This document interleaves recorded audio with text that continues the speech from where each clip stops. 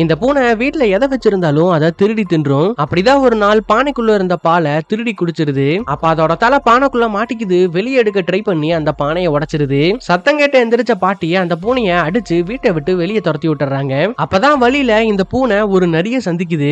ரெண்டு பேருமே ஒருத்தரை பார்த்து பயந்துக்கிறாங்க. ஏன்னா இதுக்கு முன்னாடி நரி பூனைய பார்த்தது இல்ல, பூனை நரிய பார்த்தது இல்ல. இப்ப நிலைமைய சமாளிக்கிறதுக்காக அந்த பூனை நான் பூனைகளின் ராஜான்னு அந்த நரி கிட்ட பொய் சொல்லிருது. அந்த நரியும் இது உண்மைன்னு நம்பி அதோட வீட்டுக்கு கூட்டிட்டு போய் அந்த பூனைக்கு விருந்து வச்சு அதுக்கு தங்கறதுக்கு இடமும் கொடுக்குது. இப்ப அது உள்ள அமைதியா தூங்குறதுக்காக இந்த நரி வெளியே காவல் காத்துக்கிட்டு இருக்கு. அப்ப அந்த பக்கமா வந்த கரடிக்கு இந்த விஷயம் தெரிஞ்சதும் மொத்த காடுகளுக்குமே இந்த விஷயம் தெரிஞ்சிருது. இதனால எல்லா மிருகங்களுமே ஒரு முடிவெடுக்குது. புதுசா வந்த அந்த மிருகத்துக்கிட்ட எதையும் நம்ம வச்சுக்க கூடாதுன்னு. அது தூங்கி எந்திரிச்சதும் அதுக்கு ஒரு விருந்து கொடுக்கலான்னு இவங்க முடிவெடுக்கிறாங்க.